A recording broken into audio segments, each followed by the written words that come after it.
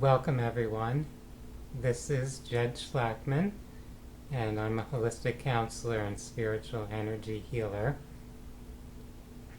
For this particular video, I'll be speaking about red light therapy.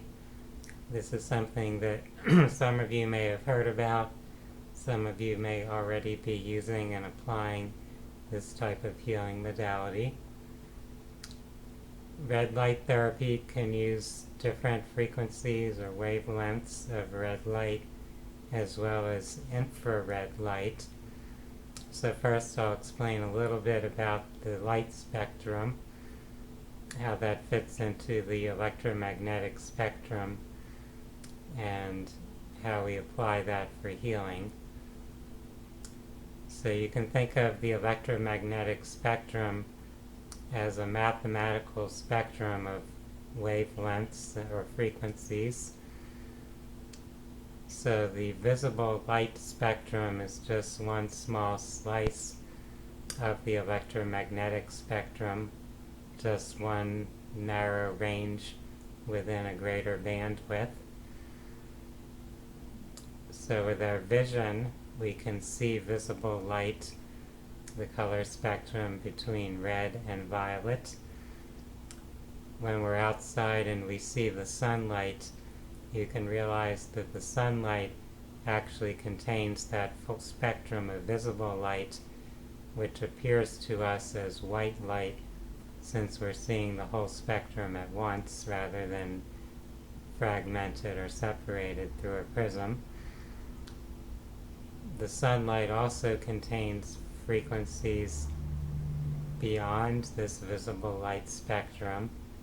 So up above the violet you have ultraviolet. So the ultraviolet frequencies aren't really visible to our eyes for the most part. And there's also the infrared, and those are the ones below red in the spectrum.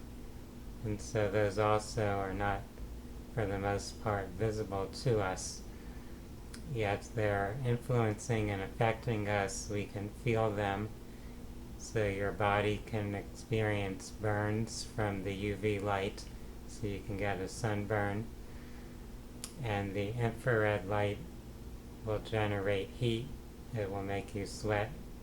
So you're feeling a physical effect from that light, even though your physical senses are not perceiving it. So with red light therapy, we're often using one or more of the frequencies either in the red part of the spectrum or the infrared. And there's near infrared as well as far infrared frequencies in the infrared part of the spectrum. Some of you may know about infrared saunas. So the sauna is designed to create heat and cause you to sweat, and that can help with releasing toxins and improving circulation. So people that go for infrared sauna treatments are experiencing benefits due to those effects. Now there are other ways to access those types of frequencies. You can actually get a lamp or a bulb that produces light in that spectrum, and this is becoming increasingly affordable and accessible to the general public. So I'm going to show you a light now. So this is just a regular bulb that could fit into a standard socket, and as I aim it toward the camera, it kind of looks like bright white light, so it's hard to see that this is actually red light from the camera. The camera, depending on the angle, makes this light look more like white light, but it's actually a red light. So maybe if I'm at more of a distance, that'll be easier to perceive.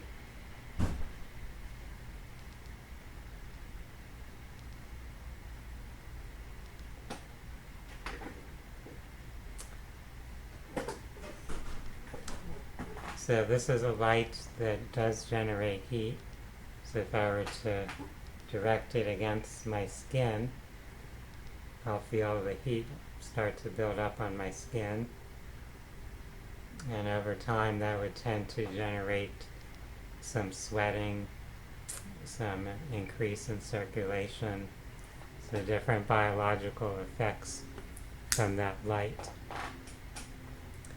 Now this can have many direct and indirect benefits.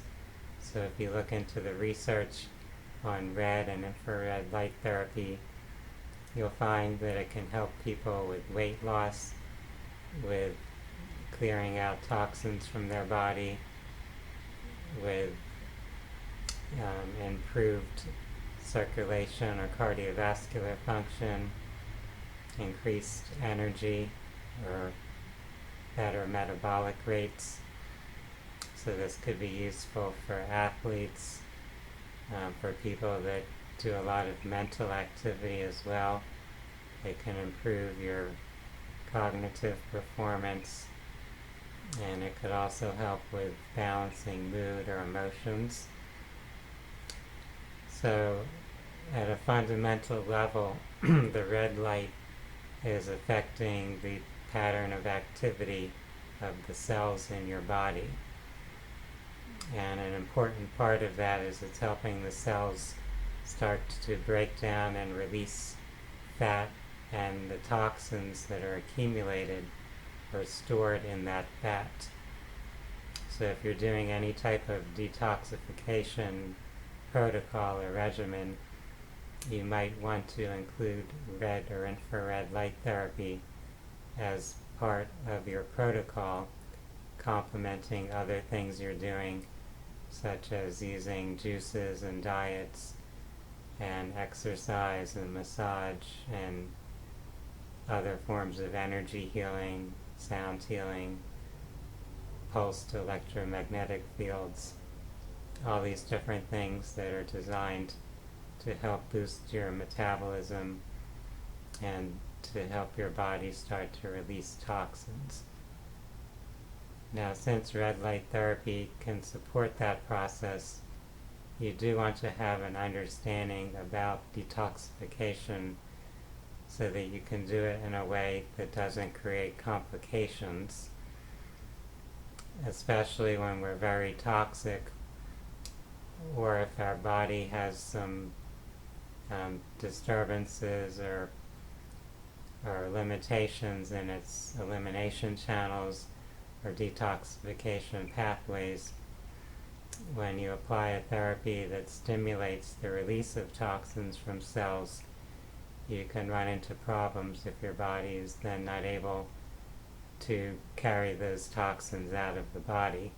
Sometimes you'll end up just reabsorbing them in other areas or other tissues. So you'll want your liver functioning well, your colon functioning well. You'll want your skin and the pores in your skin to be able to sweat and release toxins.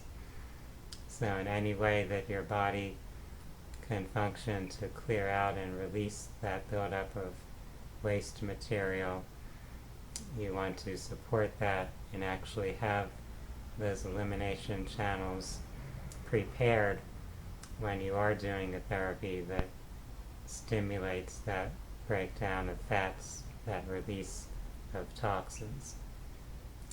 So before doing any type of intense fasting, any type of intense sauna therapy or red light therapy, anything that kind of stimulates the lymphatic flow, so any intense exercise, if you're doing those things, you want to have your elimination channels functioning adequately so that you don't just release a bunch of toxins into your body and have them reabsorbed and returned to other tissues in your body. So that's one caveat or one precaution to consider when you are doing these types of therapies. It's great to understand the many benefits that can occur when you use red light therapy and other similar or complementary healing modalities, but you do want to be aware that sometimes there are some complications that come up with different healing processes, not just this particular modality, but really any type of healing process that stimulates or activates some form of cleansing or detoxification. So this occurs with cleansing diets, with different forms of energy healing or body work, physical types of therapies.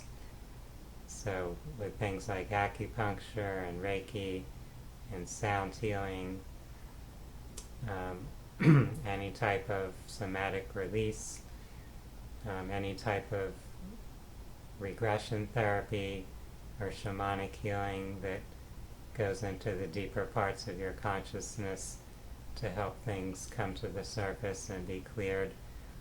All of these different modalities can potentially create what some people refer to as a healing crisis, where there's a lot of detoxification happening at once, and your system might not be prepared to fully process or handle it all at once.